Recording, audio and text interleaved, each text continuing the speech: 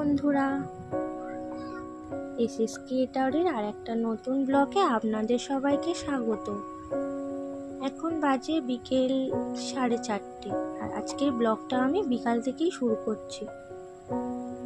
প্রথমেই ঘুম থেকে উঠে একটু ফ্রেশ হয়ে নিয়ে বিছানাটা ঠিক করে নিচ্ছি। এখন না বিছানাটা ঠিক করলে তো অন্য কাজগুলো শুরু করে দেবো, আর এদিকে আর বিছানাটা ঠিক করা হবে না।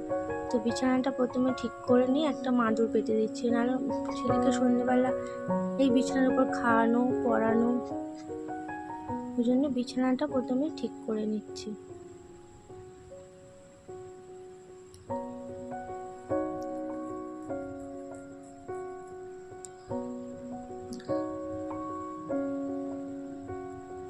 বিছানাটা পরিষ্কার করে নিয়ে আমি চলে এসেছি রান্নাঘরে। রান্নাঘরের বাসনগুলো ঝুড়ির মধ্যে জল ঝাড়তে দেওয়া ছিল, সেইগুলো আমি এবার এক এক করে গুছিয়ে নেব। আমার এই বাসন রাখার এই কাগজটা একটু ছিঁড়ে মতে গেছে, এটা পাল্টাতে হবে। অনেক দিন হয়ে গেছে আর পাল্টানো হয়নি।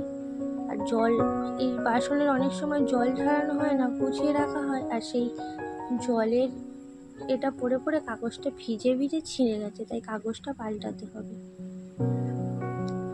বাসনপত্রগুলো আমি পরপর সুন্দর করে গুছিয়ে নিচ্ছি। যা গরম পড়েছে বাইরে, গাছের পাতাগুলো একদম নুয়ে গেছে, ওই জন্যে গাছগুলোকে একটু জল দিয়ে দিচ্ছি। দুপুরের দিকটা এত গরম পড়েছিল যেন রান্না করতে একদমই মন চাইছিল না। বারবার শুধু রান্না করতে করতে পাখার তলায় এসে হাওয়া খাচ্ছে। আর দেখুন গাছের পাতাগুলো একদম সারা দুপুরের রোদে একদম জল দিচ্ছি গাছে, ও তো জল নেওয়ার জন্য একদম আমার সাথে জল দিয়ে দিয়েছি। পাতাগুলোতে গাছে একটু করে জল দিচ্ছে। এটা একটা তুলসী পাতা, ওখানে আমাদের একটা কামরাঙা কাশ্মীরি কামরাঙা গাছে, তো আপনাদের একদিন ভালো করে তুলসী গাছের পাতা সেইগুলোই দেখিয়ে দেবো।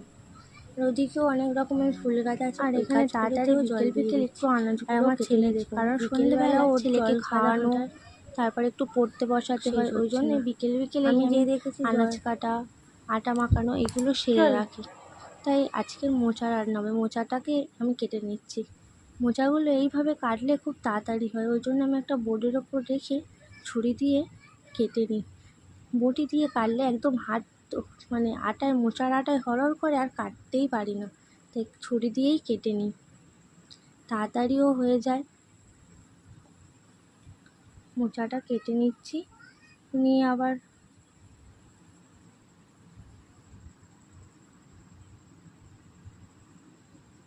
মোচাটা কাটতে কাটতেই সন্ধে হয়ে যাবে, ওদিকে সন্ধ্যের জোগাড় আছে।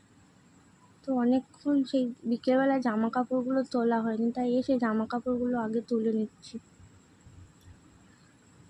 সন্ধে দিতে এলে তখন জামা কাপড় ঠাকুরের জিনিসপত্র একসাথে নিয়ে যেতে খুব অসুবিধা হয়, ওই জন্য আগে জামা কাপড়গুলো তুলে নিচ্ছি। আর অন্য অনেকগুলো জামা কাপড় ভিজে ভিজে ছিল, সেইগুলো একটু মেলে দিতে হবে। ভিতরের দিকে দিচ্ছি, কারণ নিচের দিকে আছে, যদি বৃষ্টি হয় ভিজে যাবে, ওই জন্যে দাওয়ার ওপরে খেলিয়ে দিচ্ছি।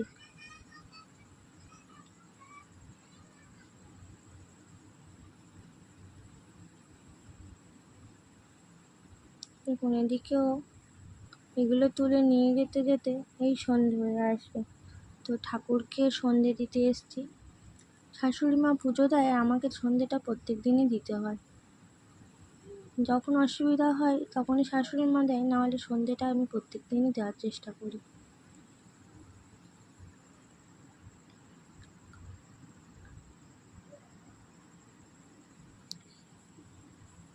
সেই দুপুরে চান করার পর কাপড়টা পরেছিলাম, তো কাপড়টা ছেড়ে অন্য একটা জামা পরে নিলাম, নাহলে যা গরম হচ্ছিল, জামাটা পরার পর একটু যেন ফ্রেশ ফ্রেশ লাগছিল। তো জামাটা পরে হাত মুখটা ধুয়ে নিয়ে আমি সন্ধে দিতে চলে এসেছি।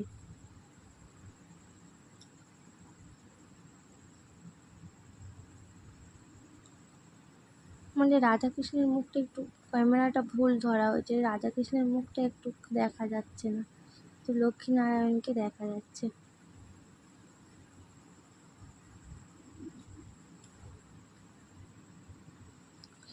এতদিন বৃষ্টি হচ্ছিল যেন অন্যরকম, আর এখন এত বিচ্ছিরি হারে গরম পড়ছে যেন কিছু করতে ভালোই লাগে না। বিকেলে যে জামা কাপড়গুলো তুলে রেখেছিলাম একটা একটা করে গুছিয়ে, এটা গুছিয়ে রেখে দিচ্ছি। সন্ধ্যেবেলায় বিকেলবেলা আনাজগুলো কেটে রেখেছিলাম বলে সন্ধ্যেবেলা এই কাজগুলো করতে পারছি। ছেলের জামা কাপড়গুলো গোছানো, ছেলেকে পড়ানো, তাই আমি প্রত্যেক দিনই বিকেলবেলা আনাজটা কেটে নিই। দেখছেন সবগুলো রুটিই কি সুন্দর একদম ফুলে গেছে। এখন বাজে 8:30, চলে এসেছি রুটি আমি তরকারি আটাটা করতে। একটু গরম জলে তরকারিটা বসিয়ে মাখিয়েছিলাম, নাহলে দিয়েছি। রুটিটা খুব শক্ত শক্ত আর হয়। এই রুটি আর কটা গরম বেলে জলে নেব। আটাটা মাখালে খুব সুন্দর একদম নরম প্রথমে গোটা মতো কত রুটি বেলে হয়। নিতে হয়, নাহলে একসাথে অতগুলো তো একটা করে বেলা একটা করে ফেকা যায় না, তাই একসাথে বেলে নিয়েছি। নিয়ে আর রুটিগুলো এবারে এক এক করে ভেজে নেব। আমি রুটি এরমভাবেই সেঁকে নিই জানেন, একটু তাওয়াতে উল্টে পাল্টে নিয়ে, আর এই রুটি সেঁকা ছেলেকে জালটায় খাওয়ানো ধরলে হয়ে গেছে, রুটিটা সেই সেঁকা গ্যাসের ভালোভাবেই টেবিলটা ফুলে প্রথমে কি সুন্দর পরিষ্কার করে ফুলে যায়। নিচ্ছি ভালো করে। একদম মানে সবগুলো আটার রুটি ভালো ধুলো পড়ে করে ফুলে একদম এই সব থেকে জালটাতে ধরলে। ধুলোময় হয়ে গেছিলো।